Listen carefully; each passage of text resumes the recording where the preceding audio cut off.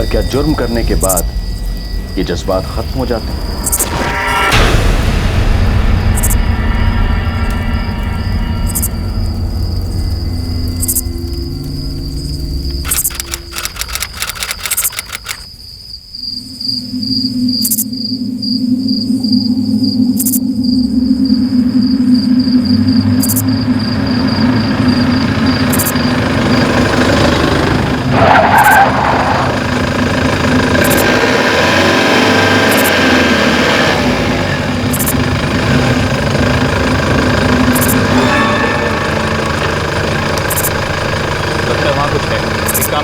गाड़ी घुमाओ।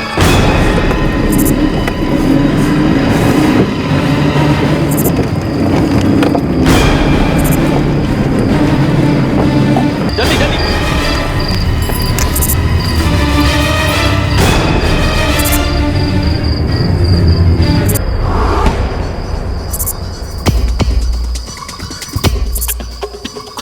Petrol vehicle 546 calling.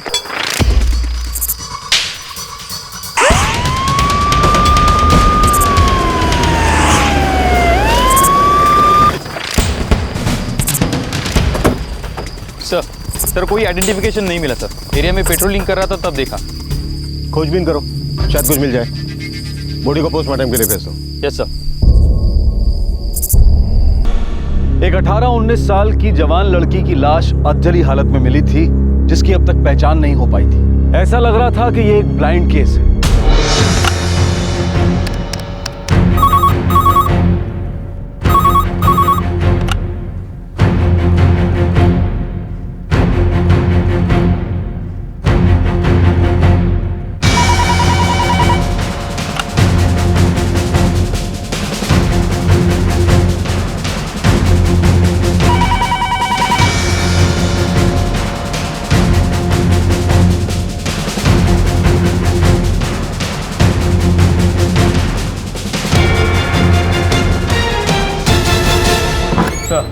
पूरे हैदराबाद में फाइल सभी मिसिंग कंप्लेंट चेक कर लिए, लेकिन उस लड़की से एक भी मैच नहीं करी। पोस्टमार्टम के मुताबिक इसकी मौत 5-6 घंटे पहले ही हुई है। अभी तक शायद इसके गायब होने का किसी को पता नहीं चला होगा। हैदराबाद पुलिस ने 19 अप्रैल की रात को मृतका की उम्र 18 से 20 साल के बीच में मानी जा रही है। उसका रंग गेहुआ है और कद 5 फुट 5 इंच है। अगर किसी को भी इस लड़की के बारे में कोई भी जानकारी मिले तो कृपया हैदराबाद सिटी पुलिस स्टेशन में संपर्क करें।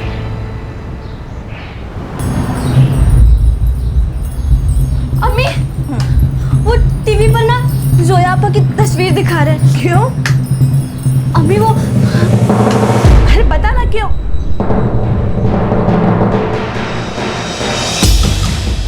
चल जल्दी से।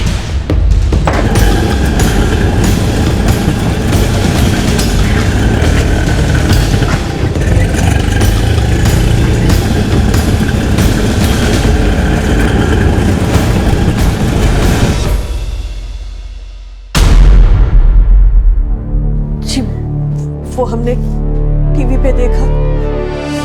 ये आपकी बेटी है? हाँ।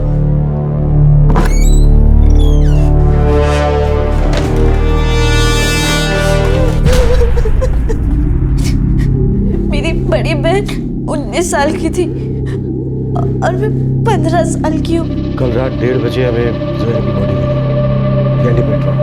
मैं सुबह से उसका फोन ट्राई कर रही थी, पर उसका फोन बंद आ रहा था। जोया कल रात कहाँ गई थी? काम पर गई थी। कहाँ काम करती थी? इवेंट मैनेजमेंट कंपनी में। मैं रात में पढ़ रही थी। वो अम्मी से बोली कि फोन आया है और निकल गई। उठिए, पानी पी लीजिए।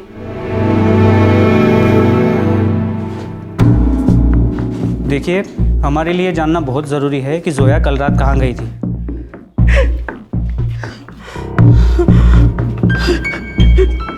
जोया जी, उसे 10:30 बजे फोन आया और वो बाहर चले गए। किसका कॉल था? शायद दफ्तर से फोन था।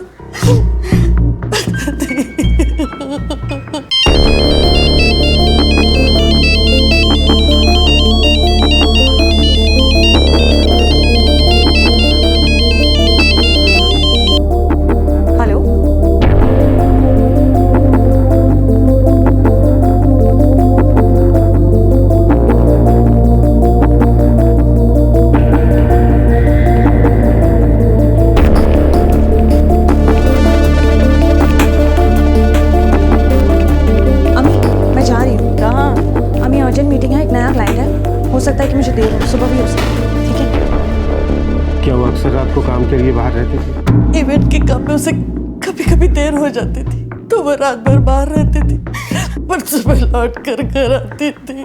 उसका मोबाइल नंबर? 444-56789-8।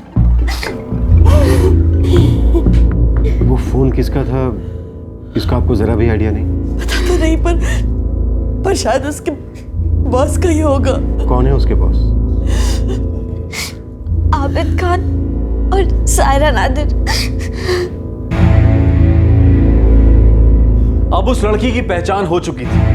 18 साल की इवेंट मैनेजमेंट कंपनी में काम करने वाली जोया शेख। लेकिन उसे क्यों मारा गया था?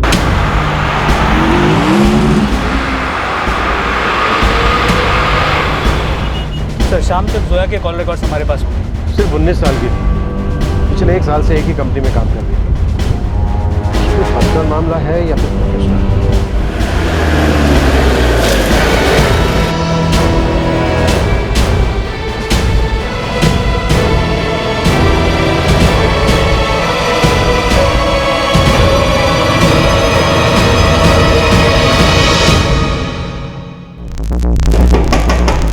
आबिद का नंबर है 444-356-545 और सायरा का 444-908-987। आज इनका ऑफिस बंद है?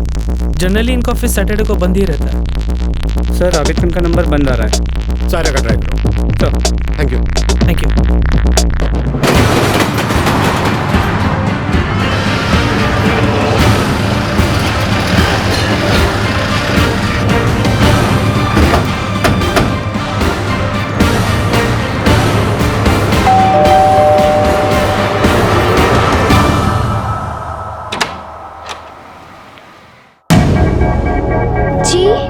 सायरा नादिर। कौन आया है मिराज? अम्मी पुलिस। नया क्लाइंट?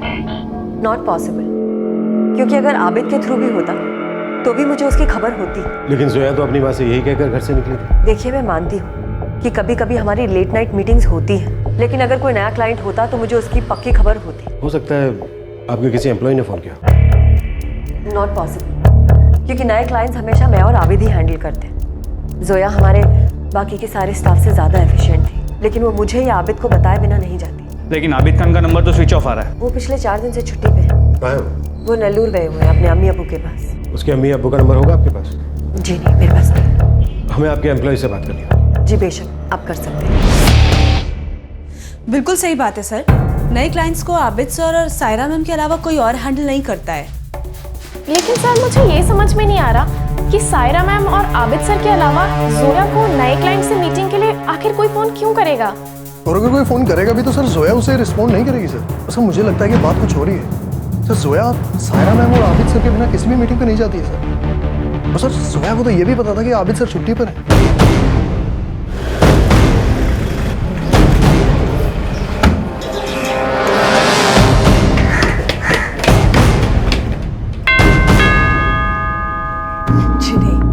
कोई लड़का नहीं था। उसने कभी बॉयफ्रेंड के बारे में जिक्र नहीं किया। उसने तो काम करने के लिए अपनी पढ़ाई तक छोड़ दी ताकि वो फौजिया को पढ़ा सके। 4 साल पहले मेरे शौहर का इंतकाल हो गया। घर के हालात बहुत मुश्किल हो गए थे। तब जोया ने सारी जिम्मेदारी अपने सर पर ले ली। मैं घर संभाल रही थी और उसे मुझसे झूठ बोलने की कोई जरूरत नहीं थी साहब। वो तो वैसे भी घर से बाहर आ जाया करती थी काम के सिलसिले। जोया के ऑफिस के अलावा भी दोस्त थे? हाँ, किरण और शबाना। वो दोनों उसके स्कूल टाइम के फ्रेंड्स थे। कहाँ मिलेंगे? यही रहते हैं पास में।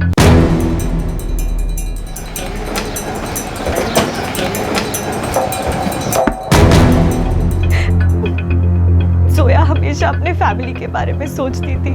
किरण, जोया कल रात अपने घर ये कह के निकली थी कि वो काम के लिए जा रही है, लेकिन हमें लगता है कि ये फोन उसको उसके किसी बॉस का नहीं आया, बल्कि किसी और ने किया। जोया ने कभी तुम्हें ऐसा कुछ बताया है जो उसने अपनी फैमिली में किसी को नहीं बताया? उसका किसी के साथ अफेयर था। किसके साथ? पता नहीं, लेकिन उसके ऑफिस में से कोई था। सर,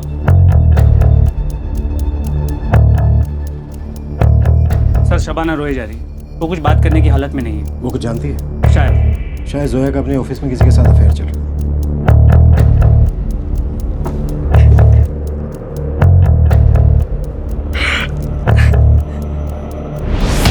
पता नहीं सर, मुझे तो कुछ भी नहीं मालूम। इम्पॉसिबल सर, जोया तो अपने काम में पूरी तरह से मशरूफ रहती थी। सर उसका किसी के साथ अफेयर होता तो हमें पता चल जाता सर। सर वैसे भी ऑफिस बहुत छोटा सा है। सर दोनों बॉस के अलावा यहाँ पर काम करने वाले सिर्फ हम 6 लोग ही तो हैं।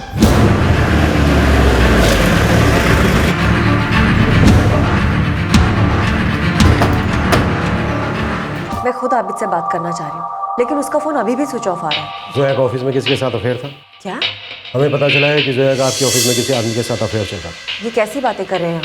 वो काफी वक्त से हमारे साथ काम कर रही थी, बहुत अच्छी लड़की थी, अपने काम से काम रखती थी। अगर ऐसा कुछ होता तो हमें जरूर पता होता ना।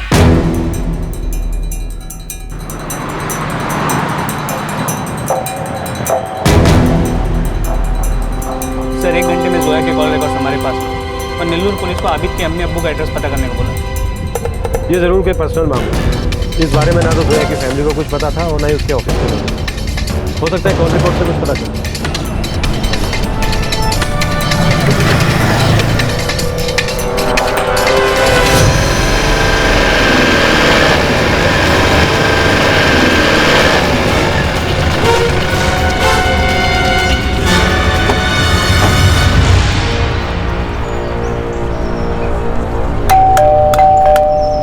अभी तो दोपहर में निकल गया। कहाँ गए? हैदराबाद।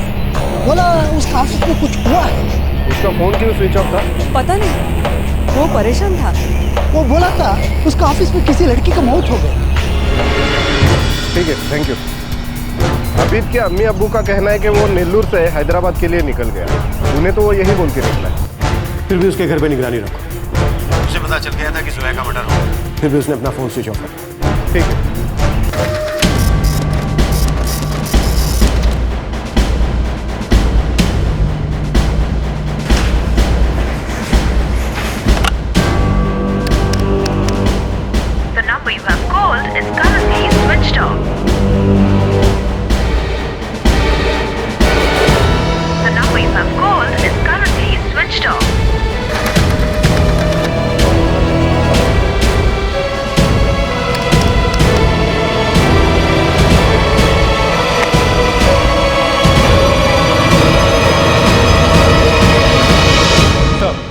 जोया को आखिरी कॉल 444-342-122 से आया।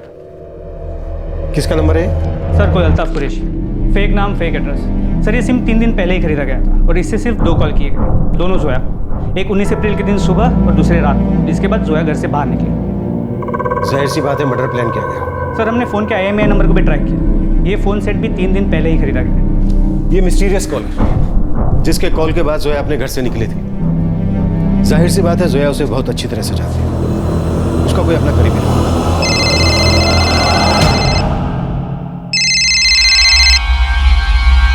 हेलो। तो मैं किरण बोल रही हूँ, जोया की फ्रेंड। हाँ किरण बोलो। शबाना को आपसे बात करनी है, उसे कुछ पता है। ठीक है, शबाना को फोन दो।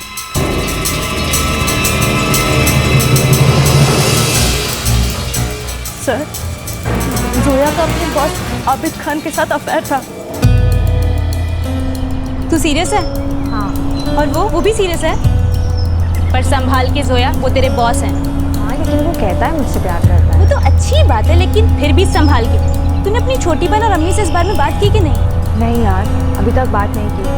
जब तक सब कुछ तय नहीं हो जाता ना, आबिद भी यही चाहता है कि जब तक सब कुछ तय नहीं हो जाता मैं इस बारे में किसी से बात नहीं करती। सिर्फ तुझसे कह रही हूँ, तेरे तक ही रखना।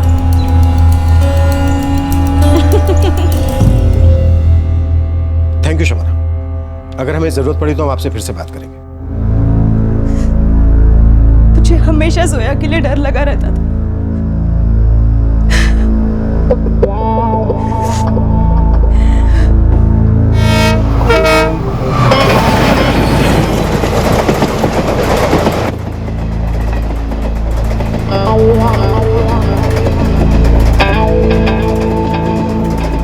एक ऐसा अफेयर जिसके बारे में ना तो जोया की माँ और बहन को पता था और ना ही ऑफिस के किसी कॉलीग को। एक ऐसा राज जिसे छिपा कर रखा गया था। क्या कोई जानबूझकर उसे एक राज ही रखना चाहता था, या फिर यह केस प्यार में आई किसी रंजिश का था?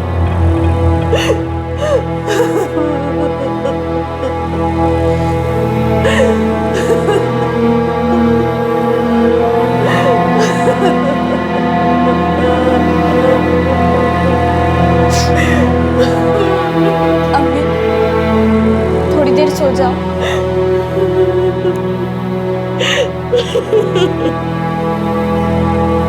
लेट जाओ।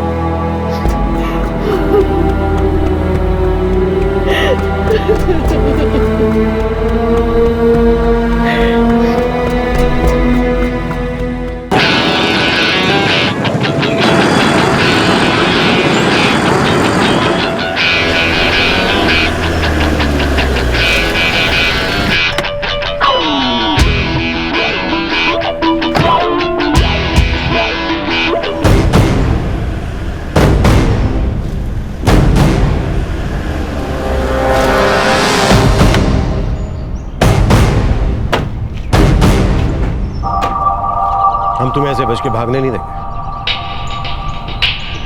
जी मैं भाग नहीं रहा था, मैं अभी वापस आऊँ घर। इनफैक्ट मैं आप लोगों को खुद ही कांटेक्ट करने वाला था। कैसे कांटेक्ट कर? फोन से। मैं जब भी छुट्टी पर होता हूँ तो अपना फोन ऑफ रखता हूँ, और उस दौरान सायरा सारा काम संभालती है। ये जानने के बाद भी कि तुम्हारी एक एम्प्लॉय का मर्डर हो गया, वो भी ऐसी एम्प्लॉय जिसके साथ तुम्हारा अफेयर चल रहा है, जो तुम्हारे प्यार में थी, और शायद तुमने भी कभी उससे कहा था कि तुम उससे प्यार करते, तो पीछे हट गए। ये सच नहीं है। मैं भी जोया से प्यार करता था, इसलिए तो वापस जल्दी लौट कर आ गया, वरना तो मैं 2 दिन के बाद आने वाला था। तुम्हें क्या लगता है कि तुमने 2 दिन पहले आके कोई एहसान किया? हाँ, तुम्हारे साथ 2 लोग और कौन थे? कैसे मारा जोया को? मैं उसे क्यों मारूंगा? मैं अम्मी अब्बू से हम दोनों की शादी की बात करने ही तो गया था। मैं प्यार करता था उससे। तुम मुझसे शादी करोगी? प्रपोज कर रहे हो? हाँ अभी? ठीक है, मैं हमारी शादी की बात करने के लिए अम्मी अब्बू के पास जा रहा हूँ। वापस आकर तुम्हारी मुझसे बात करूँ। खुदा कसम मैं उससे बहुत प्यार करता था, मैं उससे निकाह करना चाहता था। तो फिर उसे मार क्यों डाला? मैंने नहीं मारा, मैं अपनी पूरी जिंदगी उसके साथ बिताना चाहता था, मैं क्यों मारूंगा? तो फिर अपने रिश्ते को उसके साथ छिपा कर क्यों रखा? इसलिए ना ताकि जब मर भर जाए तो उसे छोड़ सकूं, और जब रिश्ता तोड़ नहीं पाए तो उसे मार डाला। जी नहीं सर, ऐसी कोई वजह नहीं है। मैं उसके साथ जीना चाहता था, मैं उसे क्यों मारूंगा? ये काम किसी और का है। और कौन हो सकता है जिसके पास वजह हो जोया को मारने की? सायरा, सायरा नादिर। आलम, मुझे अंदाजा भी नहीं था इस बात का। मैं तो खुद शॉक्ड हुई है जान के। मुझे जरा भी अंदाजा नहीं था कि जोया का और आबिद का अफेयर चल रहा था। सायरा जरा ख्याल रखो, मुझे मामला कुछ गड़बड़ लग रहा है। मुझे लगता है ये पार्टनरशिप हमें खत्म कर देनी चाहिए। आलम, कोई भी फैसले लेने के पहले हमें एक बार सोच लेना चाहिए। ठीक है, जैसा तुम ठीक समझो, लेकिन अपना ध्यान रखना, और जो भी हो मुझे खबर करते रहना। ठीक है, खुदा हाफिज। खुदा हाफिज। सायरा जोया को क्यों मारी? वो तो तुम्हारी पार्टनर है ना? जी। सायरा का जोया से क्या लेना था? मैंने कंपनी 3 साल पहले शुरू की थी, तो मुझे एक ऐसे पार्टनर की जरूरत थी जो मेरी कंपनी में पैसा लगा सके। यार आइडिया तो बहुत अच्छा है, अगर तुझे इस फील्ड का एक्सपीरियंस भी है, लेकिन यार मेरे पास इतना पैसा है नहीं यार। देख, आइडिया बहुत अच्छा है, ये तो भी मानता। अब क्लाइंट्स भी है मेरे पास। अगर मैंने अपना बिजनेस शुरू किया ना तो सारे क्लाइंट्स मेरे पास आएंगे। मेरे भाई आलम से बात करके थे, अपलोड रहता है, पैसा भी उसको लगता है कि वो उसमें इंटरेस्टेड भी हो। हाँ तो ठीक है, तो प्लीज मेरे लिए बात करना। हाँ मैं करता हूँ ना, लेकिन मैं पक्का नहीं हुआ कि वो इसमें फंड करेगा या नहीं करेगा। तू एक काम कर, तू मेरी बात करा दे, मैं अपना प्लान सुनाता हूँ, क्या पता बात बन जाए। अरे हाँ करना। अभी ये प्रोजेक्ट तो मुझे अच्छा लग रहा है, लेकिन भाई इस बिजनेस में मुझे कोई एक्सपीरियंस तो है नहीं। जी उसकी कोई प्रॉब्लम नहीं है, काम सारा मैं संभाल लूंगा। मुझे ना एक फंडिंग पार्टनर की जरूरत है। पार्टनरशिप के लिए मैं ओके हूँ, लेकिन यहाँ का सारा काम छोड़ के मैं वहाँ नहीं आ सकता। नहीं, आपको आने की जरूरत नहीं, यहाँ पे सारा काम मैं संभाल लूंगा। ओके, अभी तक अगर तुम्हें ठीक लगे तो एक काम कर सकते हैं, इस कंपनी में मेरी वाइफ सायरा तुम्हारी पार्टनर बन जाएगी। वैसे भी वो काफ़ी टाइम से कुछ काम शुरू करना चाह रही है। हाँ, फेयर इनफ। ओके, फिर मिलके बात कर लेते हैं। मैं इस मंथ के एंड में इंडिया आ रहा हूँ। सुना बात बन गई यार। हालांकि मेरा फंडिंग पार्टनर बन गया और उस हिसाब से सायरा मेरी ऑफिशियल पार्टनर। उसके बाद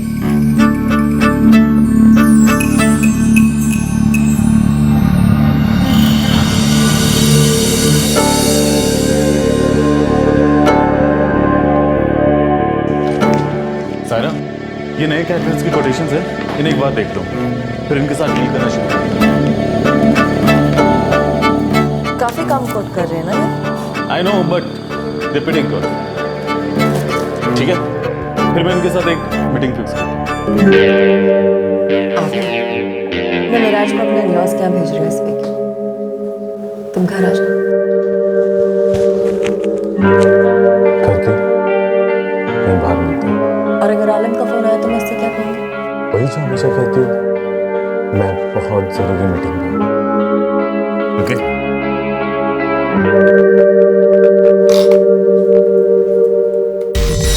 इंटरेस्टिंग। आलम अपनी वाइफ को तुम्हारा पार्टनर बनाता और तुम उसी के साथ अपना अफेयर शुरू कर देते हो। इसी बीच एंट्री होती है जोया की। इसीलिए अपॉइंट किया था उसे। जोया को सारा ने अपॉइंट किया था।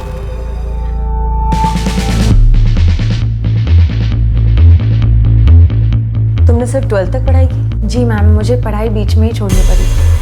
अम्मी और छोटी बहन की देखभाल करनी थी इसीलिए। लेकिन मैम यकीन कीजिए, मैं इवेंट्स मैनेज बहुत अच्छे से कर सकती हूँ। मैं आपको प्रूफ करके दिखाऊंगी। तुम्हें कोई एक्सपीरियंस भी नहीं है इस फील्ड का। मैम आप मुझे एक मौका दीजिए, मैं आपको कोई शिकायत का मौका नहीं दूंगी। देखो जोया, ये काफ़ी डिफिकल्ट फील्ड है। यहाँ बहुत मेहनत करनी पड़ती है, रात भर काम करना पड़ता है, एक साथ बहुत सारी चीज़ें हैंडल करनी पड़ती है। मैम मैं आपको कोई एक्सक्यूज़ नहीं दूंगी और ना ही कोई शिकायत का मौका मिलेगा। Please ma'am. Alright, welcome on board. Come Zoya. Abid, ये जोया है। हमने जो ट्रेनिंग सुपरवाइजर के लिए एडवर्टीजमेंट दिया था, ये उसके लिए perfect. Please. To start with मैं सोच रही थी कि जो हमारा नया वाला इवेंट है ना, उसकी फाइल से दे देते हैं। उस क्लाइंट को यही हैंडल कर लेगी। What's it? That's okay. Zoya ने अपने आप को प्रूव किया।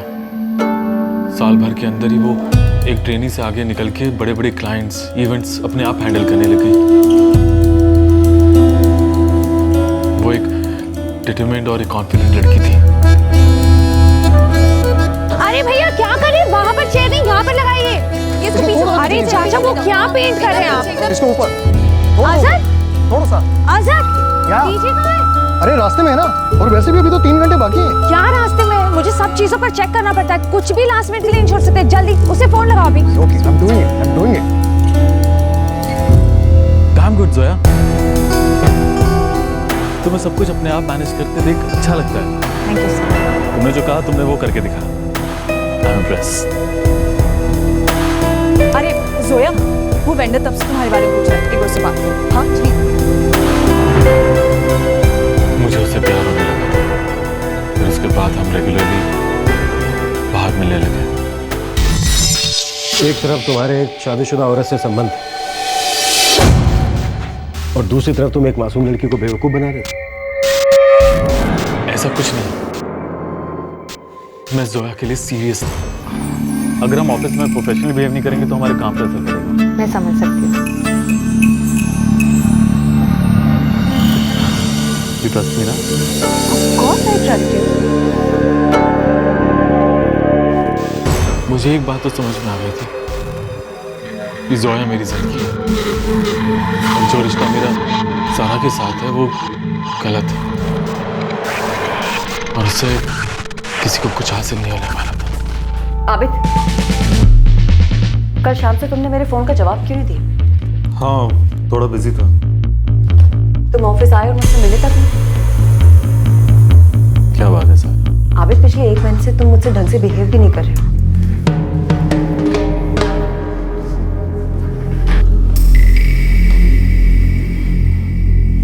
सारा, आई एम फीलिंग गिल्टी। एक तो तुम्हारे हस्बैंड ने मेरी मदद की और ऊपर से मुझे ऐसा लग रहा है कि मैं उसे धोखा दे रहा हूँ। वाह, क्या बात है? अचानक इतने समय बाद तुम्हारी रूह जाग गई। सारा, हमें इसे और आगे नहीं बढ़ाना चाहिए। तुम्हें कोई और मिल गया ना? सही कहा ना मैंने? सारा, तुम्हें जो सोचना तुम सोचो। एक बात और जरूर सोचना कि तुम किसी की माँ हो, किसी की बीवी हो। हमारे बीच जो कुछ भी था ना, वो गलत था। इसे आगे बढ़ाने से ना तुम्हारा कोई फायदा, ना मेरा कोई फायदा। तुम्हें ऐसा लगता है क्योंकि तुम मुझसे बोर हो गए और तुम्हें कोई और मिला। बुरा, बताओ कौन है? बोलो। सायरा प्लीज, अब इसे यहीं खत्म करो।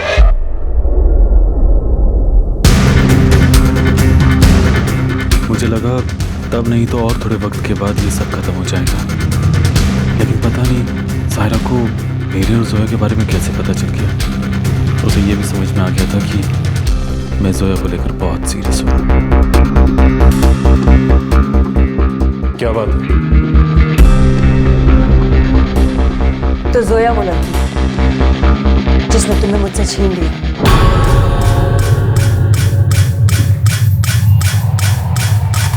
मैंने ही उसे अपॉइंट किया था। और ये मत भूलो आबिद कि इस कंपनी में मैं भी एक पार्टनर हूँ। मैं नहीं भूला, तुम जोया को नौकरी से निकालना चाहती हो ना, निकाल। लेकिन एक बात तुम मत भूलना कि मैं जोया को कभी नहीं छोड़ूंगा। मैं तुम्हारे पास तो कभी वापस नहीं आऊंगा। Just try and understand, हमारे बीच जो कुछ भी था ना, वो गलत था और हमेशा गलत ही रहेगा। मैं जोया से शादी करूंगा और यही बात करने के लिए अम्मी अब्बू के पास भी जा रहा था।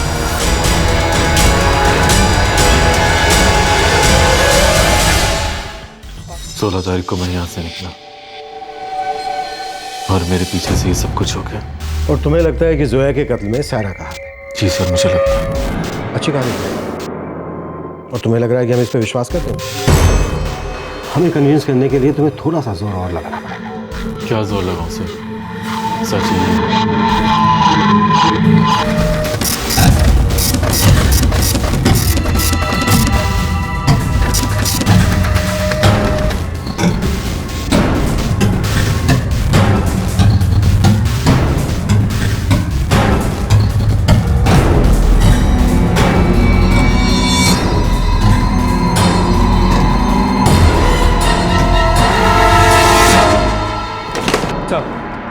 सायरा के कॉल रिकॉर्ड्स में कुछ अनयूजुअल नहीं लगा। सारे के सारे कॉल ऑफिस से रिलेटेड थे, सब ऑफिस के लोगों को किए गए और कहीं कुछ प्लानिंग नहीं नजर आ रहा। आबिद के कॉल रिकॉर्ड्स क्या कहते हैं? वो उस वक्त नेल्लौर में था और उसके कॉल रिकॉर्ड्स में कुछ सस्पिशियस नहीं लगा।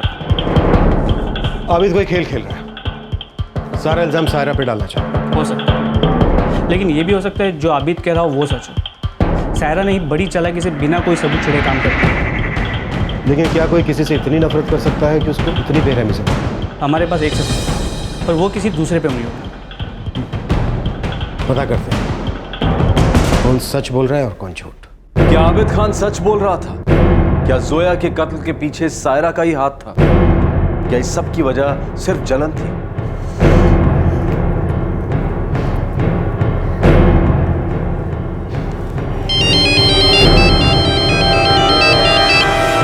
मुझे किस लिए फोन कर रहे हो आबिद? जोया नहीं रही तो? मैं एक बार तुमसे मिलना चाहता था। जोया के जाने के बाद तुम्हें मेरी याद आ रही है? सायरा, मैं अंदर से पूरी तरह से टूट चुका हूँ। एक बार मिलकर बात करना चाहता हूँ तुमसे।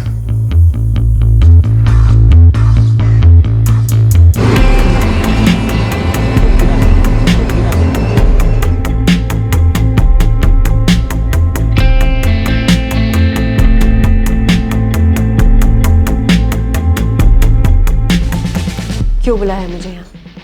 सायरा, मैं जानता हूँ कि जोया को तुमने ही मारा है। तुमने मुझ पर इल्जाम लगाने के लिए मुझे यहाँ बुलाया? या तुम अपना गिल्ट मुझ पे डालना चाहते हो? तुम जानती थी कि मैं अपनी अम्मी अब्बू से बात करने वाला हूँ और अपनी और जोया की शादी को लेकर। तुम ऐसा नहीं चाहती थी और ये करके भी तुम्हें कोई फायदा नहीं होगा। पता है क्यों? क्योंकि मैं आज भी जोया से उतना ही प्यार करता हूँ जितना मैं कल करता था। हमारे बीच में कभी भी कुछ नहीं हो सकता। मैं जानती थी तुम यही कहोगे, लेकिन कोई बात नहीं आबिद। अब तुम सारी जिंदगी तड़पते रहोगे लेकिन तुम्हें जोया कभी नहीं मिलेगी। तुमने उसके लिए मुझे छोड़ा मैंने उससे ये दुनिया ही छोड़ा।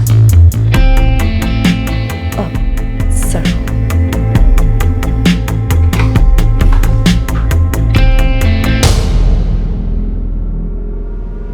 हमें बस एक छोटी सी वजह चाहिए थी तुम पर शक करने के लिए, तुमसे पूछताछ करने के लिए।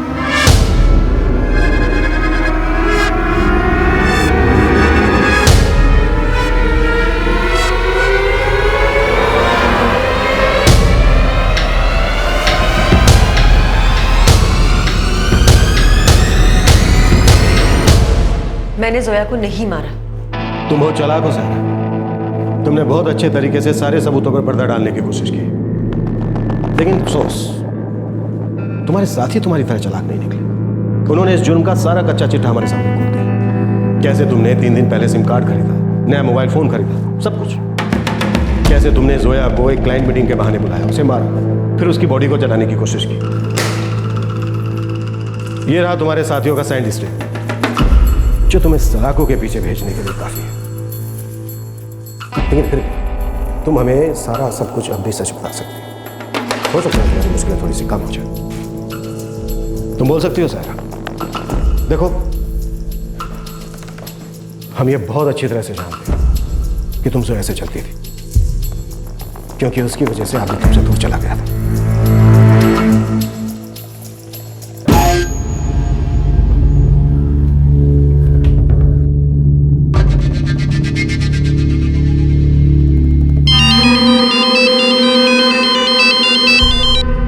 हेलो हेलो जोया, सायरा बोल रही हूँ। गुड मॉर्निंग मैम, बोलिए। नया नंबर लिया? नया लिया। सुनो, आज रात को एक मीटिंग हो सकती है, तैयार है? मैं कॉल करूँगी। Okay sure ma'am. और अजहर को भी बोल देना, उसे भी वहाँ आना है। Okay ma'am.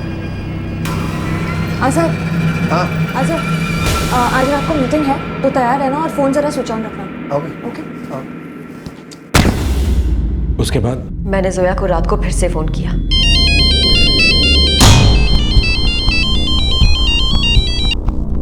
हेलो जोया, मैं आ रही हूँ, तैयार है?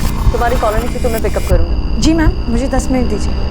आबिद ने मेरा इस्तेमाल किया अपनी फिजिकल जरूरतें पूरी करने के लिए,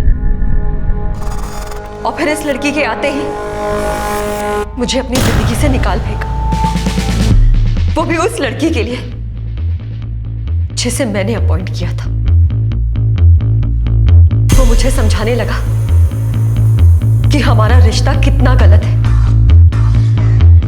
लेकिन वो लड़की का नाम मुझसे छुपा रहा था। तुम उससे शादी करोगे?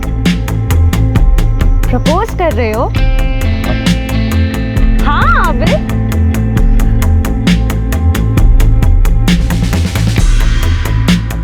मैं उन दोनों को साथ में नहीं देख सकती थी। आबिद मेरी पीठ में छुरा घोंप रहा था। सारा, तुमने सिम कार्ड कहां से खरीदा और तुम्हारे साथी कौन? आप लोगों ने मुझे धोखा दिया। आपकी कस्टडी में कोई नहीं है। तुम्हें किसी ने धोखा नहीं दिया है सारा। You are jealous. तुमने अपनी इस जलन की वजह से एक 19 साल की मासूम लड़की को मारा। तुम्हारे साथी कौन थे सारा?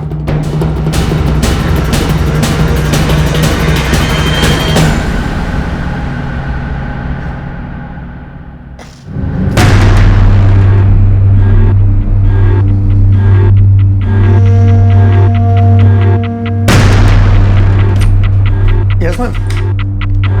अजहर बैठो। तुम्हें मेरे लिए एक काम करना होगा। श्योर मैम, क्या काम है? करोगे ना मेरे लिए? जी मैम, लेकिन काम क्या है? इसके लिए तुम्हें पैसे मिलेंगे, प्रमोशन मिलेगी, और तुम जोया की जगह संभालोगे। जोया को रास्ते से हटाने में तुम्हें मेरी मदद करनी है। मैम मैं ठीक से समझा नहीं। जोया को खत्म करना है।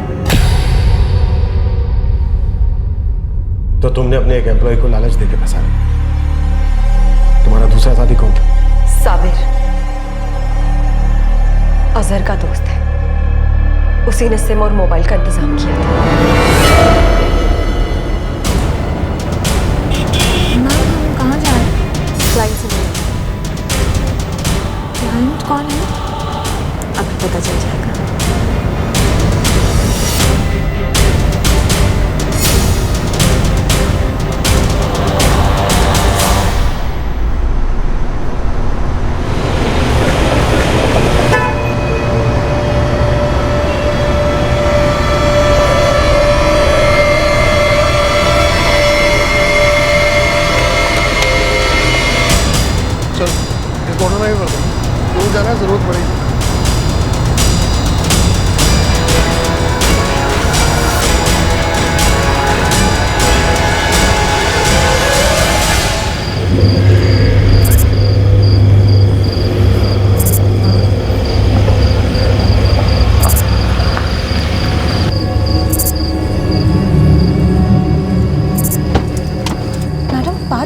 हमारी यहाँ से किससे मीटिंग है? तुम आबिद को कभी हासिल नहीं कर पाओगी।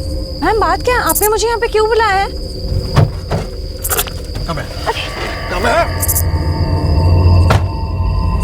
मैम ये सब मुझे कुछ नहीं पता। उसने मुझे ये सब कुछ नहीं बताया।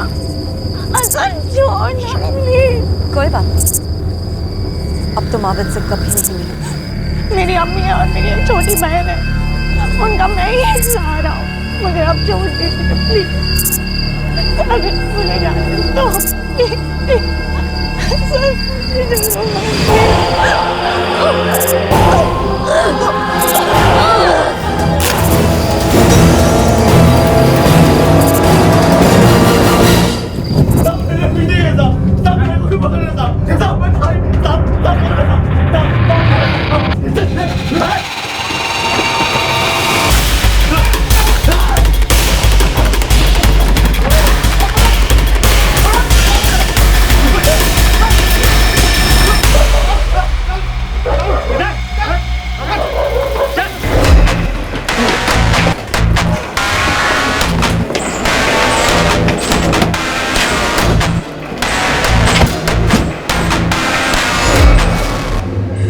इसमें जोया का क्या कसूर था? उसे तो यह भी नहीं मालूम था कि तुम्हारा और आबिद का अफेयर चल रहा है।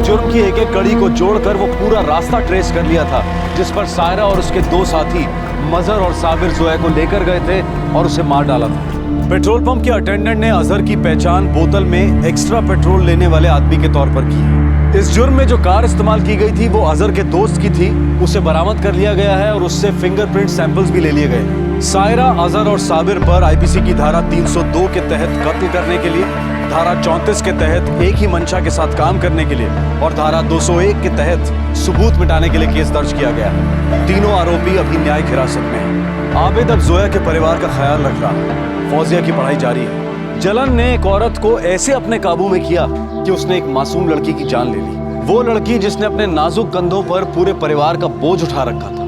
उस लड़की को तो इस बात की भनक तक भी नहीं थी कि उसके प्रेमी का किसी दूसरी औरत के साथ कोई रिश्ता है और उसी औरत ने उसे मार डाला। जलन जिससे नफरत पैदा हुई, नफरत जिससे पैदा हुआ एक जुर्म जिसने एक इंसान को मुजरिम बना दिया और दूसरे को उसका शिकार। आखिर नफरत पर कैसे काबू पाया जा सकता है? कैसे जलन को अपने ऊपर हावी होने से रोका जा सकता है? कैसे इस एहसास को पागलपन की हद तक पहुंचने से पहले रोका जा सकता है? अगर इन जज्बातों को बढ़ावा ही ना दिया जाए तो, अगर इन बातों को ऐसे ही छोड़ दिया जाए तो। आपसे फिर मुलाकात होगी क्राइम पेट्रोल दस्तक में एक और नए केस के साथ। तब तक अपना ख्याल रखें, सुरक्षित रहें और याद रखें, नफरत, जलन, बदला, इन सभी भावनाओं को अपने अंदर पालकर हम कभी खुश नहीं रह सकते। जय हिंद। हमारे आज के एपिसोड की दूसरी कहानी।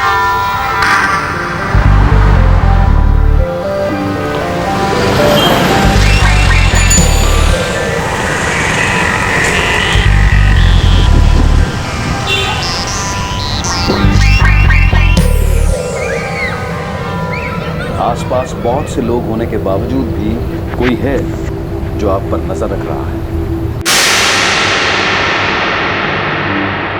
कोई है जो ये जानता है कि आपके पति क्या करते हैं, आप कब घर में होती हैं, कब घर से बाहर जाती हैं।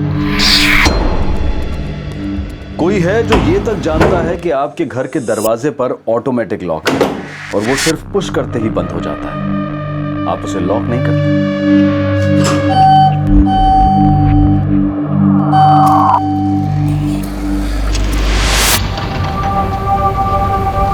कोई जानता है कि आपकी बिल्डिंग में कोई खास सिक्योरिटी नहीं है क्योंकि कोई भी कड़ी सिक्योरिटी के लिए पैसा नहीं खर्च करना चाहता है।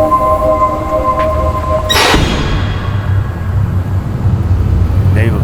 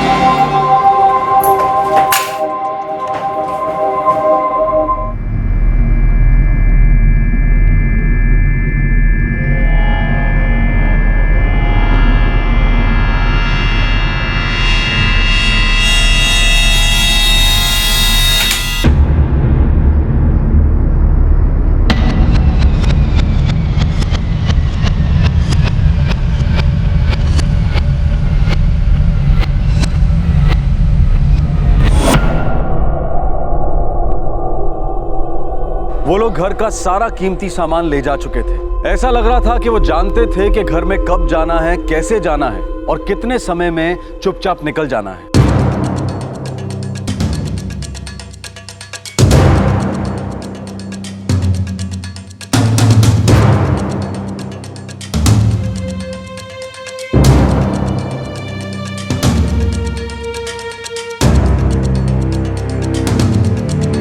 मैं एक बिजनेसमैन हूं सर। मैं अपनी वर्कशॉप पे था, तभी मेरी पत्नी ज्योति का फोन आया। तकरीबन 7:45 बजे होंगे। इसी ने मुझे बताया कि घर में चोरी हो गई है। मैं उस समय मार्केट गई हुई थी। कितने बजे? लगभग 6, सवा 6 बजे। जब मैं मार्केट से लौटी तो देखा ये सब। सर, फोर्स्ड एंट्री का कोई निशान नहीं है। लगता है वो लोग बहुत आसानी से घर में घुसे थे।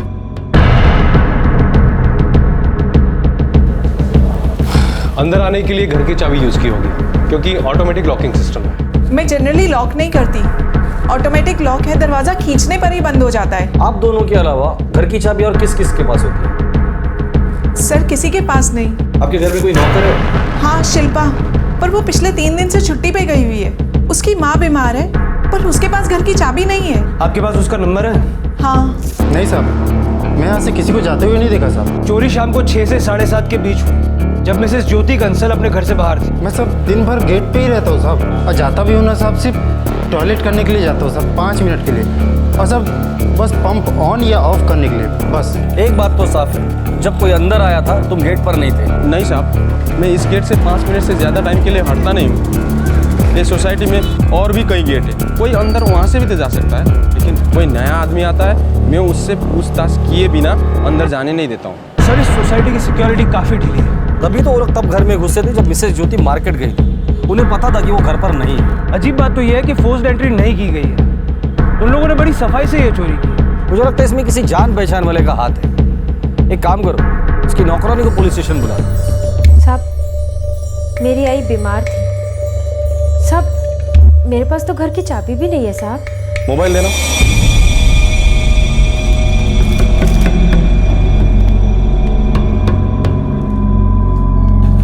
रहती कहाँ हो?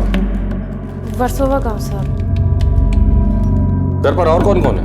आई है साहब, वो हरदम बीमार रहती है। एक छोटा भाई है जो पढ़ाई करता है साहब। और बाबा? वो नहीं है साहब, मैं ही घर चलाई। सर, अरुण और ज्योति ने पूरी लिस्ट दी है क्या क्या चोरी हुआ है उसकी। 6 लाख के गहने चोरी हुए हैं। उस नौकरानी के बारे में कुछ पता चला? सर, कॉल रिकॉर्ड्स देख के तो ऐसा नहीं लगता कि उस पर शक किया जा सके। उसके घर पे निगरानी रखने के लिए एक आदमी तैनात किया है और खबरियों को भी काम पे लगा दिया। हो सकता है इस नौकरानी का कोई बॉयफ्रेंड हो, या भाई, या फिर भाई का कोई दोस्त। एक काम करो, आसपास के इलाके में जितने भी ज्वेलर्स हैं सबको खबर कर दो। अगर चोरी का माल बेचने कोई आता है तो सबसे पहले हमें खबर करें। हालांकि इतनी जल्दी वो लोग माल बाहर निकालेंगे नहीं जब तक ये मामला ठंडा नहीं पड़ जाता।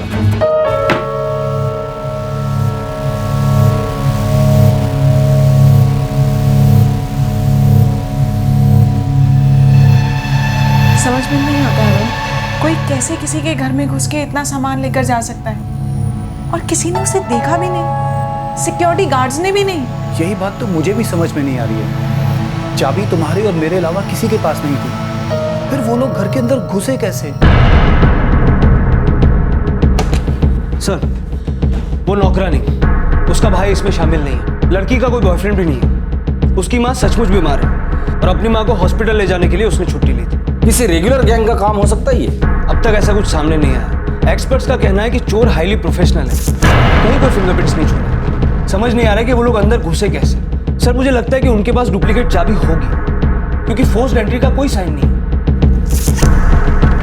ये चोरी पुलिस के लिए ना सुलझने वाली गुत्थी बन गई थी। कहीं भी ऐसा कोई सुराग नहीं मिला था जिससे पुलिस उन चोरों के बारे में पता लगा सके। 2 महीने बाद उसी एरिया में फिर एक ऐसी चोरी हुई जिसने पुलिस वालों के होश उड़ा दिए।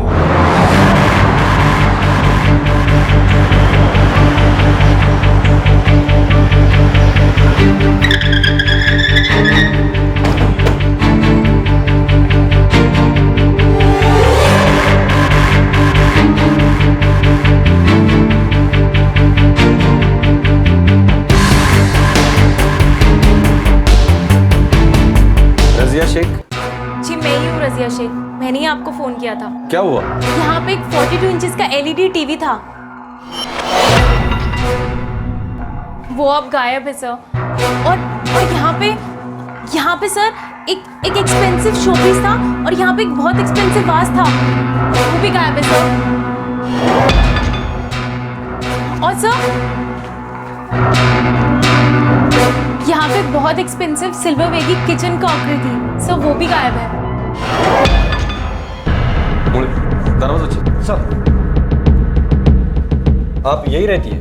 नहीं सर, ये मेरे कजन ब्रदर फैजल का फ्लैट है, वो पेरिस में रहते हैं। मतलब इस घर में कोई नहीं रहता? नहीं सर, लेकिन मैं महीने में एक बार आती हूँ साफ सफाई के लिए, अपनी मेड नजमा को लेकर। आज दोपहर आई, दरवाजा खोला तो देखा सर सब सामान गायब था। पिछली बार कब आई थी आप? 2nd वीक ऑफ जनवरी में। एक्चुअली सर मैं पिछले 5 महीने से मुंबई से बाहर हूँ, पिछले हफ्ते ही लौटी हूँ। आज दोपहर आई साफ सफाई के लिए तो देखा यहाँ पर। ताज्जुब है, घर से इतना बड़ा 42 इंच का टीवी गायब हो गया और उसे ले जाते वक्त किसी ने नहीं देखा। हम बॉगुल के फ्लैट में ही रहता, पर ये दरवाजा हमेशा लॉक, इसलिए ध्यान नहीं गया। शक करने जैसा कुछ लगा ही नहीं।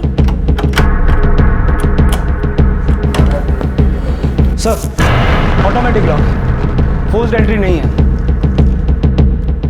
रजिया जी, आप दरवाजा लॉक कर दी थी या सिर्फ खींच कर चली जाती थी? ऑटोमेटिक लॉक है सर, दरवाजा खींच के बंद हो जाता है। लेकिन सर मैं हर बार चेक करती थी, दरवाजा ठीक से बंद होता था। मतलब आप दरवाजा चाबी से बंद नहीं करती थी, जस्ट खींच लेती थी तो वो बंद हो जाता था? जी सर। सर देख लीजिए आप, लास्ट बार तो रजिया मैडम ही गई थी शेख साहब के फ्लैट में, 5 महीने हो गए। उसके बाद तो फ्लैट बंद ही था साहब, कोई भी आया गया। लेकिन कोई आया था, इतना बड़ा 42 इंच का टीवी लेकर गया है। साहब वही तो समझ में नहीं आ रहा है कि इतना बड़ा टीवी कोई कैसे लेके जा सकता है, मतलब किसी के तो नजर में आता। ये सीसीटीवी वर्किंग कंडीशन में है? जी साहब। मुझे पिछले 1 महीने की सारी फुटेज चाहिए। आप उनके पड़ोसी हैं? जी। घर का दरवाजा तोड़कर कोई अंदर गया होता तो पता चल जाता। क्या है ना कि मैं दिन भर घर पर ही रहता हूँ, स्क्रिप्ट राइटर, तो ज्यादातर घर पर ही बैठकर लिखता हूँ। किसी के साथ डिस्कशन हुआ तो भी मैं घर पर ही रहता। ये मेरी बेटी है इप्शित। नहीं सर, एक चाबी मेरे पास होती है और दूसरी फैजल भाईजान के पास, वो पेरिस में रहते हैं ना, इसीलिए। सर मैं महीने में एक बार आती हूँ, अपनी आंखों के सामने साफ सफाई कराकर वापस चली जाती हूँ, और मैंने आज तक कभी भी मेड के हाथ में चाबी नहीं दी। क्या आपने आस पड़ोस में कभी किसी को चाबी दी थी? नहीं सर, कभी नहीं।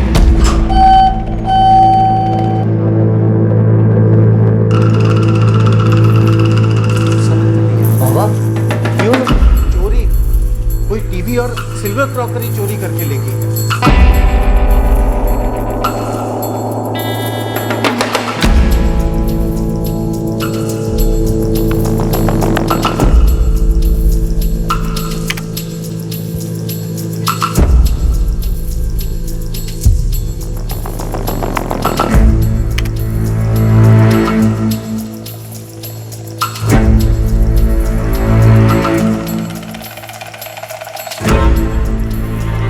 सभी सोसाइटी के लोगों का ही आना जाना है, शक करने जैसे कोई मूवमेंट ही नहीं। सर ये फुटेज सिर्फ पिछले 15 दिन की। घर हमेशा बंद रहता था, तभी खुलता था जब खुद रजिया घर पर आती थी। अजीब बात है, ऑटोमेटिक लॉक है, फोर्स्ड एंट्री के कोई साइंस नहीं है। सर ये मामला आपको अप्रैल में जो ग्रेशिया साइट्स में चोरी हुई थी उससे मिलता जुलता नहीं लगता?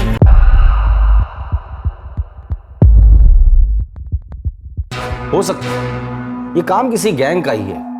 एरिया के आसपास जितने भी चोरी करने वाले गैंग है सबको राउंड अप करो, जेल के अंदर जितने हैं उनसे भी पूछताछ करो, खबरियों को एक्टिवेट करो। ये काम किसी प्रोफेशनल गैंग का ही है।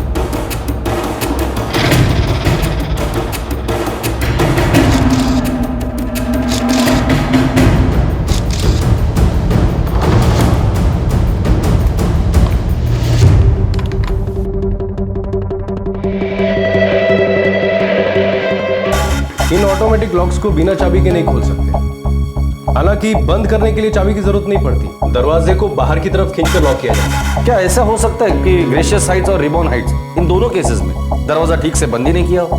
नहीं, ऐसे इत्तेफाक होने के चांसेस बहुत ही कम है। पर लॉक तोड़ा नहीं गया। हाँ, और ना ही किसी दूसरी चाबी के अंदर डालने के या किसी डुप्लीकेट चाबी के अंदर डालने के कोई निशान है। तो अंदर घुसे कैसे? सर यही तो समझ नहीं आ रहा है। सर दोनों फ्लैट्स की खिड़कियों पे ग्रिल लगी हुई है, बाथरूम की खिड़की से भी आना या जाना पॉसिबल नहीं। मतलब वो लोग आए भी दरवाजे से और गए भी दरवाजे से। ऐसा कैसे हो सकता है? ग्रेशियस हाइट से 6 लाख के गहने चोरी हुए हैं और रिबन हाइट से 4 लाख का सामान गया है। सर हमने आसपास के सभी ज्वेलर्स को खबर कर दी है और उन दुकानदारों से भी बात की है जहां चोरी का माल बेचा जा सकता है, और हिस्ट्री शीटर से इंक्वायरी की है और पेट्रोलिंग भी जारी है। सर ये चोर बड़ी सफाई से अपना काम कर रहे हैं।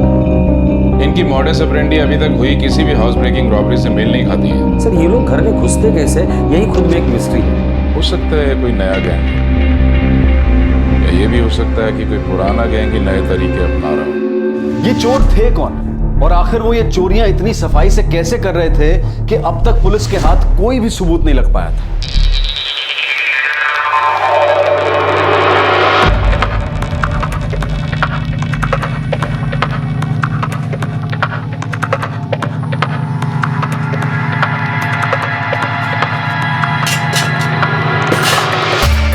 बढ़िया।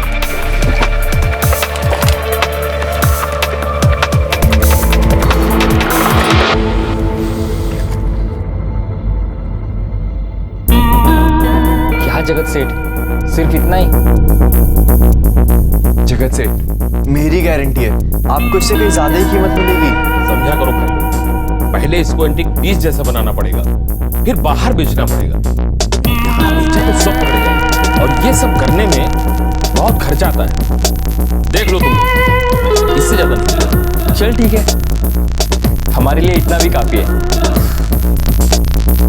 ठीक है।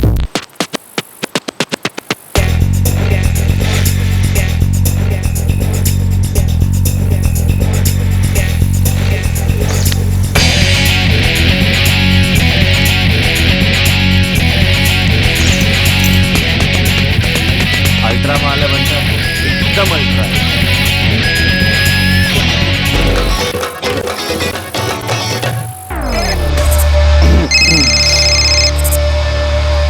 है माँ, बोलो। হ্যাঁ রে সোনা, কোথায় আছিস? माँ, दोस्त के घर पर हूँ, पढ़ाई कर रहा हूँ। 11 बज रहे हैं, घर कब आएगा? बस थोड़ी देर में आ रहा हूँ माँ, 2 चैप्टर और बाकी है। ठीक है, खाना टेबल पे रखा है, खा लेना। ओके माँ, bye, love you. Love you सोना, बाय। এই যে গো, আমি শুতে যাচ্ছি, গুড নাইট। বসো বসো, আরে বসো না।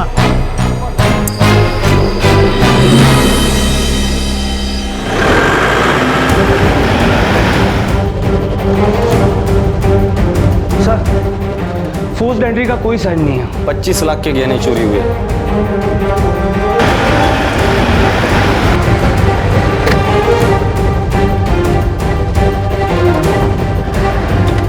सर 16 लाख का गोल्ड और डायमंड। कोई फोर्स एंट्री नहीं हुई है।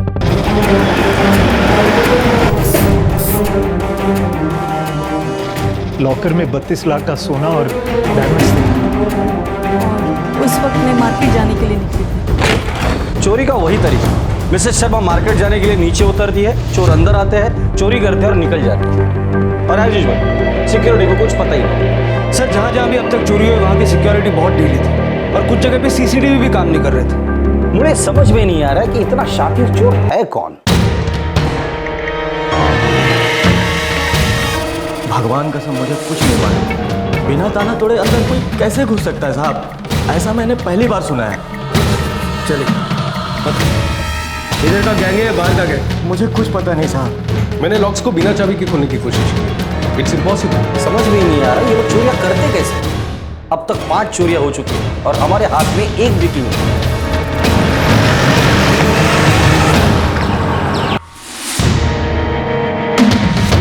कोई फोर्स एंट्री नहीं, पता नहीं लोग अंदर घुसते कैसे। 5 लाख, कुछ सोना और डायमंड सर।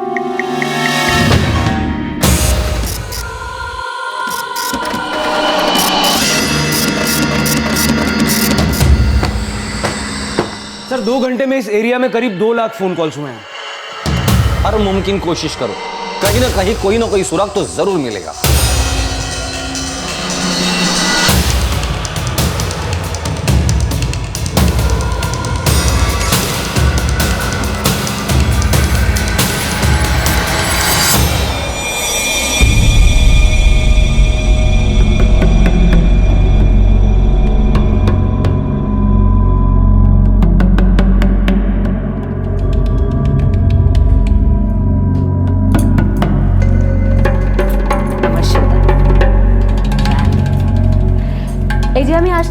छवि एटा देख ले, हम सोचा था बॉगुल में ही चोरी हुई थी, फिर इधर लिखा है आसपास एरिया में बहुत चोरी हुई है। थोड़ी सी हम लोगों को भी बाहर जाते समय ध्यान रखना होगा। पुलिस वालों को भी अभी तक नहीं पता चल पाया कि वो घर में घुसते कैसे हैं।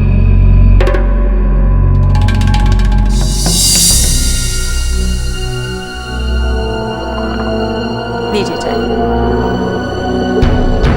आप क्यों इतना परेशान हो रहे हैं? एक तो हमारे घर में ऑटोमेटिक लॉक नहीं है, और मैं जब भी घर से बाहर जाती हूँ तो ताला लगा के ही जाती हूँ। और वैसे भी हमारे घर में चोरी करने के लिए है ही क्या। सुरभि, फिर भी सतर्क रहने की जरूरत है, जमाना बहुत खराब है। बाय बुआ, बाय फूफा। अरे ऋषभ, कैसा चल रहा है कॉलेज? आजकल तो दिन रात पढ़ाई में ही लगा हुआ है। हाँ फूफा, अच्छे मार्क्स जो लाना है। गुड।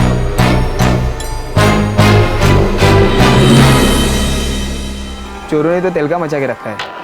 हाँ, मैं भी वही पढ़ रहा हूँ।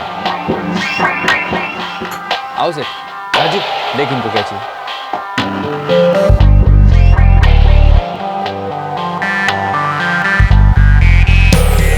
हाँ ऋषभ, तुम दोनों कुछ दिनों के लिए शांत हो जाओ।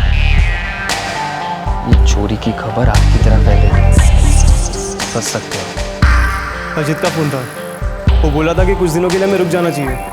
पुलिस हाथ धो के पीछे पड़ी है, कभी भी हम तक पहुंच सकती है। पहुंची तो नहीं ना, और मैं बोलता हूँ पहुंचेगी भी नहीं। देख, अगर ये सब बंद किया ना तो फिर भूल जाना तेरी वो शाजिया, रेशमा, वो कौन थी वो, रीटा। हाँ, भूलना पड़ेगा सबको, सोच ले। नहीं यार, फिर से वही 100-200 रुपए की पॉकेट मनी में नहीं जी सकते। वही तो प्रॉब्लम है ना मेरे भाई।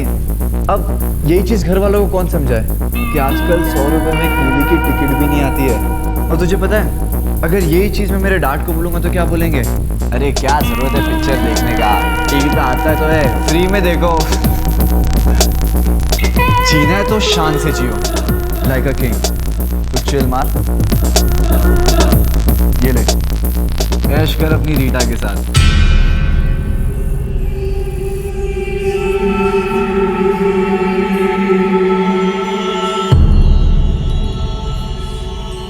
कोई तो तरीका होगा जिससे हम इन्हें पकड़ सकें। सर हर वक्त हर जगह पेट्रोलिंग चालू है, फिर भी इस लोकेलिटी में हाई इनकम ग्रुप के लोग रहते हैं, वही इनके टारगेट्स हैं। सर 6 के 6 केसेस में एक बात साफ है, उन्हें उन घरों के बारे में पूरी जानकारी थी। उन्हें पता था कि किस वक्त आसानी से वो घर में घुस सकते हैं और चोरी करके बाहर निकल सकते हैं। बात घर में घुसने की नहीं है, बात यह है कि आखिर वो बिना ताला तोड़े घर में घुसते कैसे, इसे वो करते कैसे।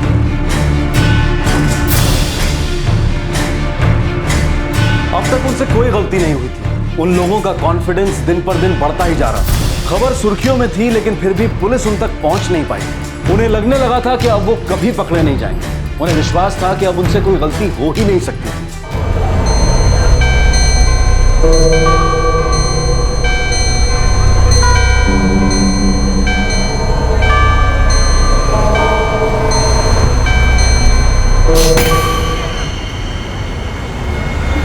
सिक्योरिटी! आया मैडम। जी मैडम। सिक्योरिटी, वो देखो मेरे घर में कौन घुसा है? चोर! चोर! चोर! चोर!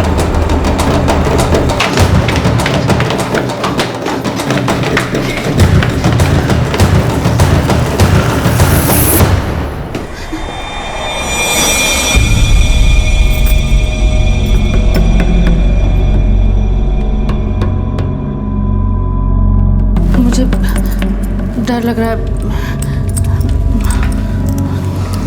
ए सिक्योरिटी, दरवाजा खोल।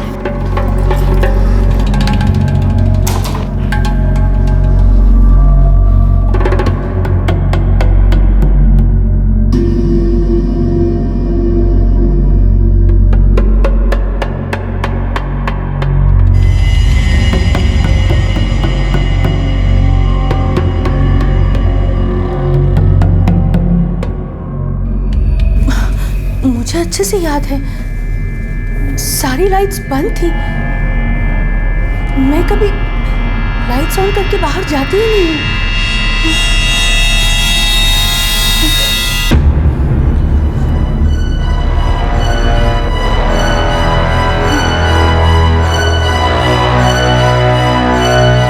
सिक्योरिटी,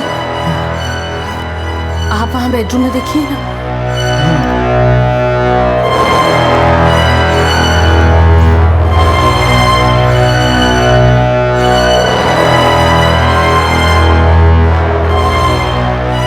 अंदर तो कोई नहीं है मैडम, पर सारी अलमारियां खुली पड़ी हैं।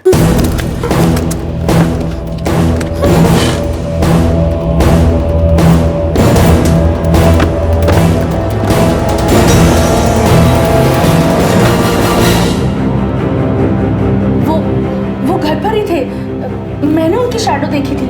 और ये सिक्योरिटी वाला है ना, इसने भी देखा उन लोगों को। करीब 2 लाख रुपए के गहने थे सर। साहब, मैंने किसी को अंदर जाते नहीं देखा। ऐसे कैसे हो सकता है? तो क्या तकफीर करने गया था जो किसी को अंदर आते देखा नहीं? वो लोग अंदर घुसे कैसे और चोरी कैसे हो गई?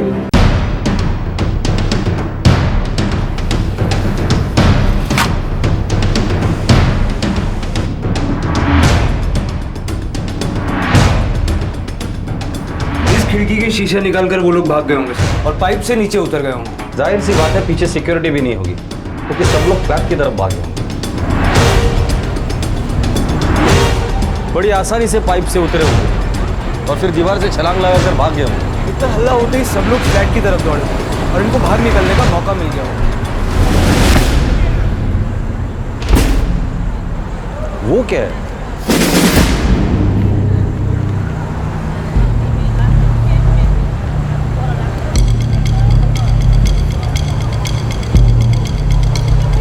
लगता है भागते वक्त गिर गया होगा। पता करो किसका मोबाइल है ये। सर, फोन नंबर है 444567876। किसी प्रणय देव का है, रिबन हाइट्स का रहने वाला। Ribbon Heights?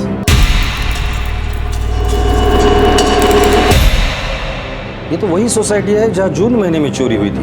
वो 42 इंच का टीवी। रजिया शेख, उनके पड़ोसी भी देव है, सुब्रतो देव, वो राइटर।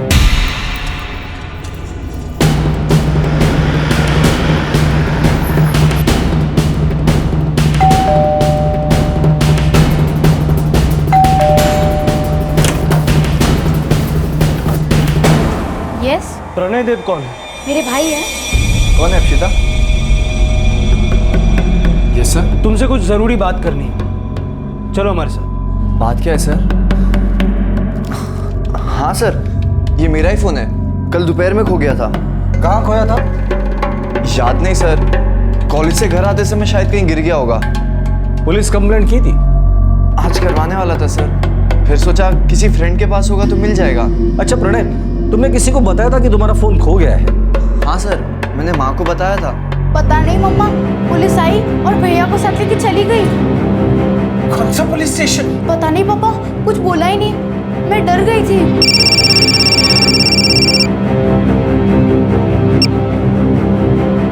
हेलो, चलिए जी, इंस्पेक्टर वीरकर बोल रहा हूँ।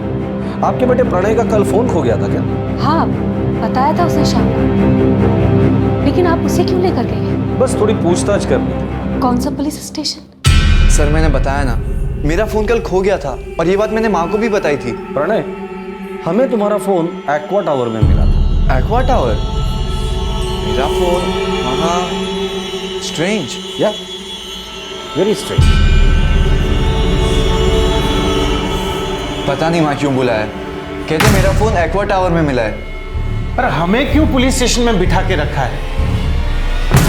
देखिए, मुझे इंस्पेक्टर साहब से बात करनी है। उन्होंने मेरे बेटे के साथ बात कर ली है ना, फिर उसे यहाँ क्यों रोक कर रखा है? इंस्पेक्टर साहब ने आपको भी थोड़ी देर इधर ही बैठने को कहा है, बैठिए।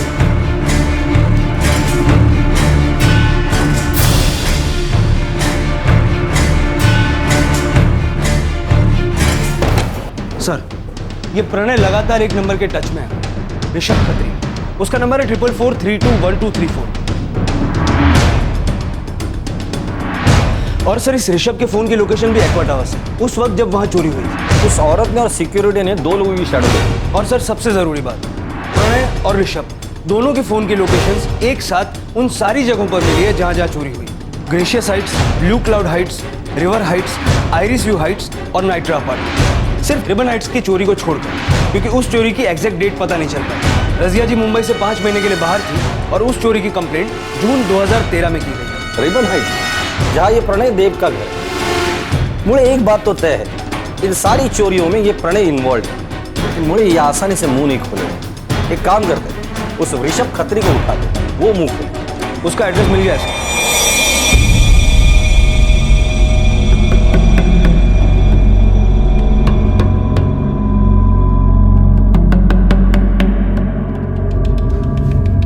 इंस्पेक्टर साहब बाहर गए हुए हैं, आप लोगों को वेट करने को बोला है।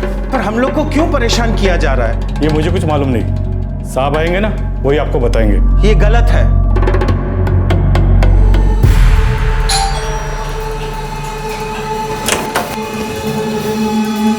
जी ऋषभ खत्री मेरा भतीजा है सर।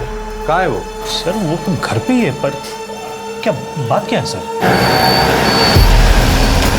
क्या हुआ है सर? आप लोग मुझे ऐसे क्यों लेके जा रहे हैं? अप्रैल से इस इलाके में जितनी भी चोरियां हो रही है ना, उसमें तेरा भी हाथ है। क्या ये क्या कह रहे हैं आप लोग? तो आपको कोई गलतफहमी हुई होगी। मैं तो कॉलेज स्टूडेंट हूँ, माँ बाप भी नहीं है, बुआ के साथ रहता हूँ और पढ़ाई कर रहा हूँ। मैं ऐसे काम क्यों करूँगा? फिर तुम्हारा दोस्त प्रणय वो तो कुछ और ही बता रहा है। क्या क्या बता रहा है वो? ऋषभ बेटा, आज शाम को तुम्हारे फोन की लोकेशन एक्वा टावर थी, जहाँ एक चोरी हो गई। खबरियों की वजह से हम लोग प्रणय देव तक पहुंचे, पूछताछ की, उसके बाद उसने तो सब कुछ सच सच बता दिया। मेरे तो कुछ समझ में नहीं आ रहा। क्या कहा उसने? उसने कन्फेस किया है कि आज शाम को वो एक्वा टावर में था, पर उसने ये बताया कि सारे चोरियों का मास्टरमाइंड ऋषभ खत्री है। मतलब तुम, सारी प्लानिंग तुम ही करते थे, वो तो सिर्फ तुम्हारे साथ रहता था। ऋषभ, उसका स्टेटमेंट है मेरे पास, दिखाओ। मुझे नहीं सर मैं क्या आगे भी कुछ बोलेगा? देख ऋषभ, अगर खुद की जान बचानी है तो सब सच बता दे, वरना तू तो जानता है फिर। ये सच है कि मैं उन चोरियों में शामिल था, पर सर प्लानिंग मेरी नहीं थी, पूरी प्लानिंग प्रणय की थी। वही सब कुछ प्लान करता था। ठीक है, मुझे यकीन है कि तुम सच बोल रहे हो। मुझे पहले से डाउट था ये प्रणय झूठ बोल रहा है और तुम्हें फंसा है, इसलिए तुम ही सब कुछ सच सच बता दो। सर प्रणय और मैं तो एक दूसरे को ठीक तरह से जानते तक नहीं थे। तो फिर वो ऐसा क्यों बोल रहा है कि हर चोरी का मास्टरमाइंड तू है? तो झूठ बोल रहा है सर। प्रणय से मेरी पहचान मेरी एक गर्लफ्रेंड ने करवाई थी। हम दोनों की एक ही कॉमन प्रॉब्लम थी। क्या? हम दोनों को पैसे चाहिए थे, पॉकेट मनी कम पड़ती थी। तब प्रणय ने एक आइडिया दिया, एक प्लान बताया।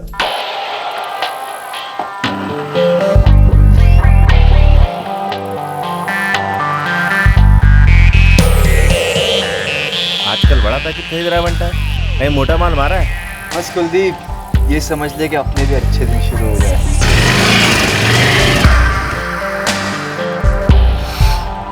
यार प्रणय, तेरे पास इतना रुपया आता कहाँ से?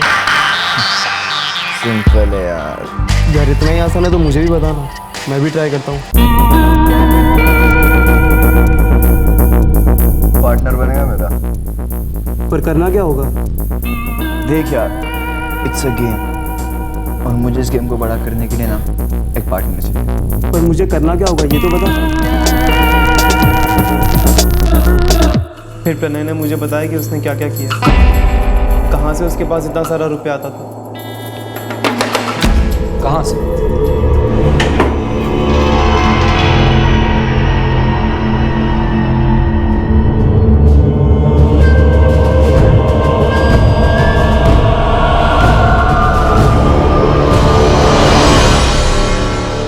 ने टीवी, क्रॉकरी और वो सारे शो पीसेस पड़ोस के घर में से चुरा लिए और अपने बेड के नीचे छुपा दिए थे।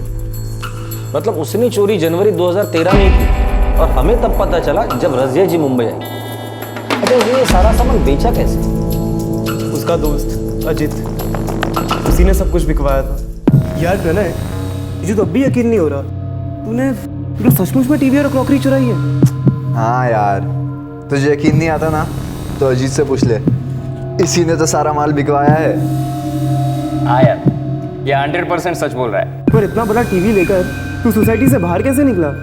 किसी ने देखा नहीं तुझे? एक हफ्ते तक तो वो टीवी मैंने मेरे बेड के नीचे छुपा के रखा था।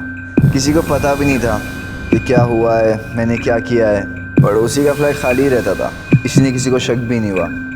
हाँ, इसकी बहन आती है, लेकिन वो भी महीने में एक बार घर की सफाई कराने के लिए। वो सब ठीक है, पर इतना बड़ा टीवी तूने सोसाइटी से बाहर कैसे निकाला? सिंपल यार, मैंने सिक्योरिटी को बोला कि मेरे घर का टीवी ख़राब हो गया है, रिपेयर कराने लेके जा रहा हूँ। किसी को शक भी नहीं हुआ और फिर मैं वो टीवी लेके अजीत के पास आ गया। तो बनेगा मेरा पार्टनर? हाँ यार, पर ये सब होगा कैसे? प्लान क्या है तेरा? फिर बाकी की चोरियां तुम दोनों ने मिलके की? हाँ, हम दोनों चोरी करते थे और अजित माल बिकवा देता था।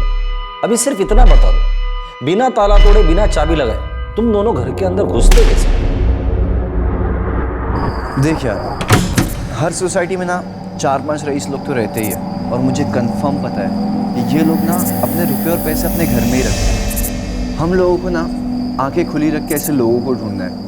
ये लोग कब आते हैं, कब जाते हैं, हर चीज़ स्टडी करना है। तभी हमें पता चलेगा कि हम किसके घर में चोरी कर सकते हैं।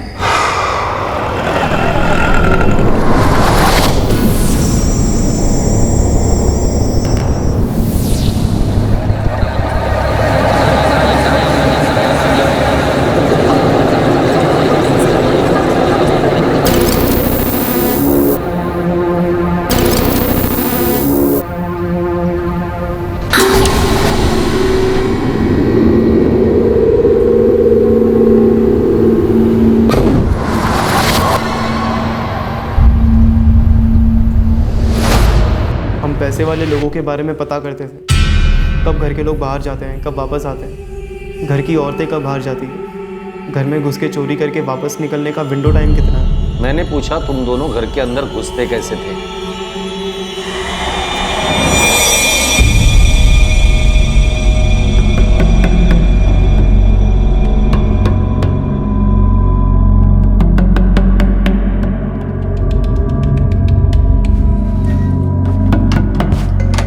ऋषभ, छोड़ो सब, अब तुझे दिखाता हूँ अपना कमाल। इधर आ।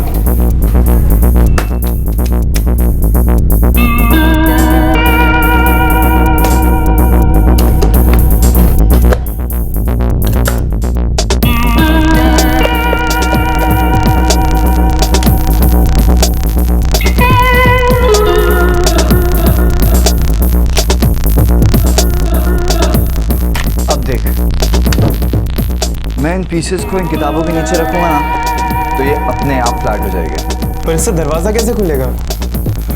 वे आजकल ना ज़्यादातर लोग अपने घर में ऑटोमेटिक लॉक लगवाते हैं, उससे वो दोबारा लॉक नहीं करते, बस एक बार दरवाज़ा खींचा और बंद।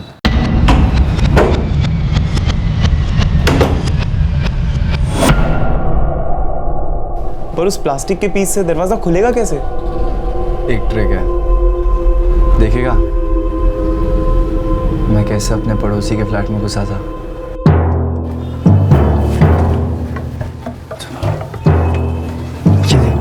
ये भी सेल्फ लॉक है। ले, अब खोल। नहीं खुला ना? ये पकड़, देख अब ये फ्लैट हो गया।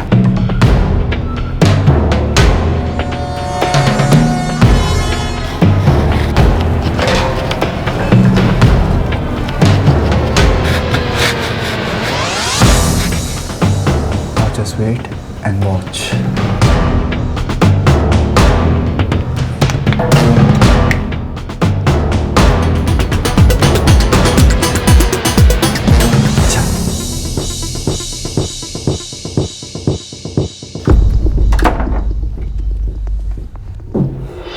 बोल, क्या बोलता है?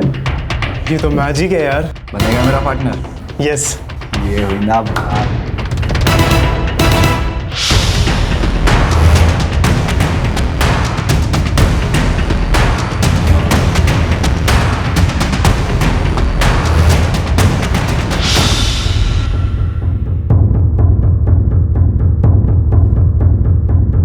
लड़कीबाजी, जुआ और नशे के लिए इतना सब कुछ किया तुम लोगों ने?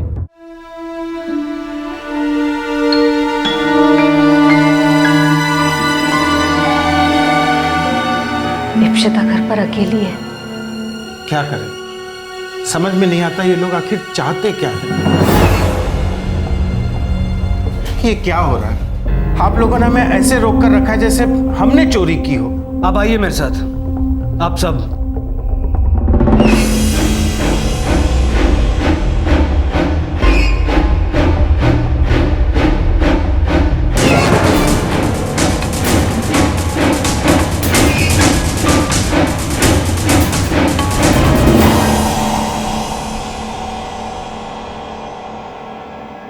प्रणय देव, तुम्हारे दोस्त से मिलो, ऋषभ खत्री, याद है ना या भूल गए? तुमने तो हमें कुछ बताया ही नहीं, पर इसने सब कुछ बता दिया।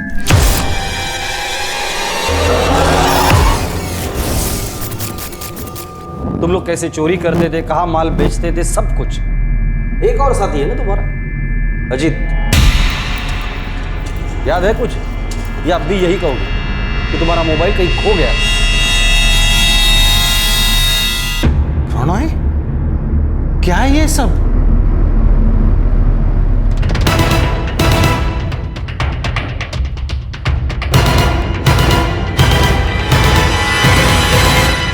हमें तो विश्वास ही नहीं होता इंस्पेक्टर साहब के हमारा बेटा ऐसा कर सकता है। नादान है, बच्चे, बिना सोचे समझे कर दिया होगा। सर, हमें लगता था कि हमारा भतीजा कॉलेज जाता है और दोस्तों के साथ पढ़ाई करने जाता है, वैसे काम करता होगा, हमने कभी सोचा भी नहीं था सर।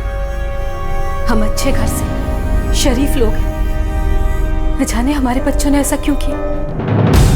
देखिए, मैं आप लोगों की परेशानी समझता हूं, और सच तो यह है कि इन्होंने जुर्म किया है, वो भी एक बार नहीं 7 बार, कुल मिलाकर 1.5 करोड़ रुपए की चोरी की है।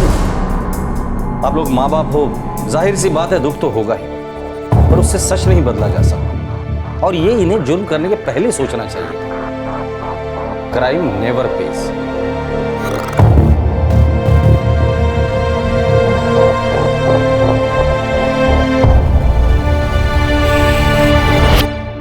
प्रणय, ऋषभ, अजीत और वो आदमी जिसने इनसे चोरी का माल खरीदा था, जगत, इन चारों पर आईपीसी की धारा 454 के तहत चोरी करने के इरादे से किसी के घर के बाहर घात लगाकर बैठना, धारा 457 के तहत रात के समय चोरी करने के इरादे से घर के बाहर घात लगाकर बैठना, धारा 380 किसी के घर में चोरी करना, धारा 34 किसी के लिए गलत मंशा से मिलकर साजिश करना, ये सभी धाराएं लगाई गई। सभी आरोपी अभी न्यायिक हिरासत में हैं और पुलिस चार्जशीट फाइल करने की तैयारी में है। इन तीनों और चोरी का माल खरीदने वाले जगत के पास से काफी चीजें बरामद की गई हैं। जिन लोगों के घर में चोरी हुई थी उन लोगों ने अपने सामान की रिकवरी के लिए कोर्ट में एप्लीकेशन दी है। पुलिस को पता चला है कि और भी कई पुलिस स्टेशंस में इस तरह की रॉबरी के केसेस दर्ज हैं, जिनका मोडस ऑपरेंडी यानी कि चोरी करने का तरीका इन केसेस से मिलता है। ऐसा हो सकता है कि ये लोग उन केसेस में भी शामिल थे। प्रणय के माता पिता और ऋषभ के बुआ और फूफा को ये सच जानकर एक गहरा सदमा लगा, एक ऐसा सच जिस पर विश्वास करना